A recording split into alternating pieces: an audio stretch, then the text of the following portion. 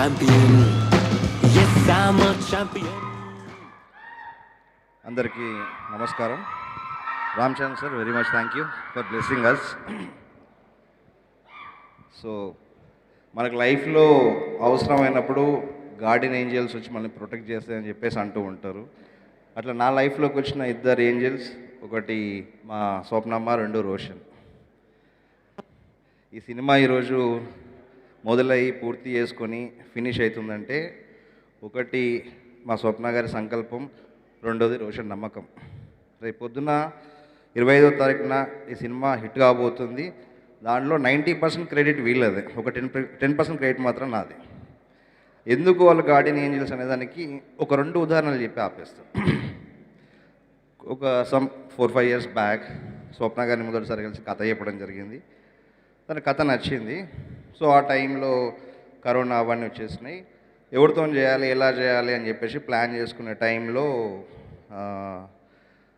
మా వైజు పాప పుట్టింది.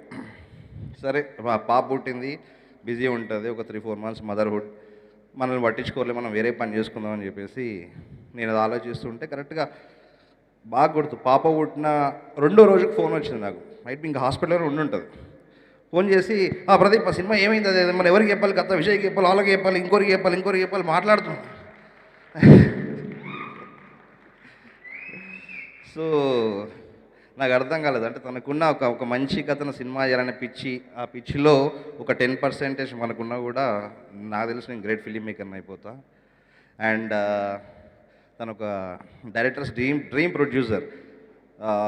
జనరల్గా మనం ఒక డైరెక్టర్గా పోయి ఒక ప్రొడ్యూసర్ కథ చెప్పినప్పుడు కథ చెప్పడం ఒకటి, ఆ కథకు ఏం కావాలి అని చెప్పి మళ్ళీ ఎక్స్ప్లెయిన్ చేసి అవి తెచ్చుకోవడం ఒకటి.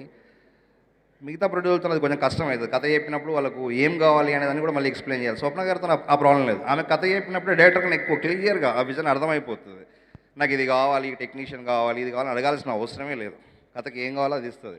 అందుకే ఈరోజు నేను లెజెండ్స్ తరణి గారు ఆర్ట్ డైరెక్టర్, మది గారు cinematographer, Mickey music director, and Peter Hein master, మా ఎడిటర్ చంటి గారు, ఇంత పెద్ద టెక్నీషియన్స్ని వర్క్ చేయడానికి కారణం కేవలం Swapna garu. And this is 1 incident. ఇంకా మాట్లాడుకోవడం చాలా ఉంది, తర్వాత మనం సక్సెస్ మీట్లో మాట్లాడుకుందాం.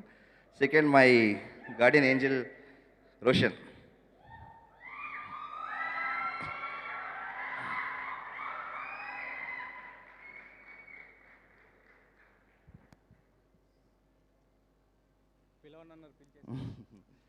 రోషన్ను నేను 3 ఇయర్స్ బ్యాక్ కలిసింది. 3 ఇయర్స్ బ్యాక్ అప్పుడు స్వప్న గారు ఎవరితో చేద్దాం, రోషన్ బాగుంటాడు చూడు అంటే ఒక 3 ఇయర్స్ బ్యాక్ వెళ్ళి రోషన్కి మెసేజ్ పెట్టి కలిశాను. శ్రీకాంత్ గారు అందరు ఇంట్లో ఉన్నారు. నేను వెళ్ళేసరికి రోషన్ ఎదురుగా నడుచుకుంటూ వస్తున్నాను రిసీవ్ చేసుకోవడానికి. చూడగానే అరే అమ్మ భలే అవి దొరికేసిండు, క్యారెక్టర్ దొరికింది, నా హీరో దొరికిండు. లోపలికి వెళ్ళిపోయినాక శ్రీకాంత్ గారు, విజయ్ గారు రోషన్ కథ విన్నారు, అందరికి నచ్చింది, అయిపోయింది, ఓకే, ఆల్ లాక్. దాని తర్వాత మనకు అందరికీ తెలిసింది కల్కి అది పెద్ద ప్రెస్టీజియస్ ప్రాజెక్ట్, అది జరుగుతుంది. సో కొంచెం పుషప్ అవుతూ ఉంటే రోషన్ అడుగుతూ ఉంటే స్వప్న గారు కూడా చెప్పేది రోషన్కు, అరే ఎందుకురా వెయిట్ చేయడము, నువ్వు కావాలంటే ఇంకో ప్రాజెక్ట్ చేసుకోండిరా, ఇది కంపల్సరీ మనం చేద్దాము. నేను కూడా రోషన్ వేరే చేసుకోనరా, ఎందుకు టైం వేస్ట్ చేసుకుంటాను, ఎందుకంటే ప్రైమ్ ఏజ్ కలిసినప్పుడు 21, ప్రైమ్ ఏజ్ ఎందుకు టైం వేస్ట్ చేసుకుంటానో చేసుకోవచ్చు కదా అంటే, లేదు భయ్యా అంటే అంత నమ్మకం ఎందుకు వచ్చిందో నాకు తెలియదు, లేదు భయ్యా ఈ సినిమా పూర్తి చేసినాకనే నేను వేరే ఏదైనా సినిమా చేస్తా. తన లైఫ్లో తన కెరియర్లో 1000 రోజులు నాకు ఇచ్చాడు, 1000 డేస్.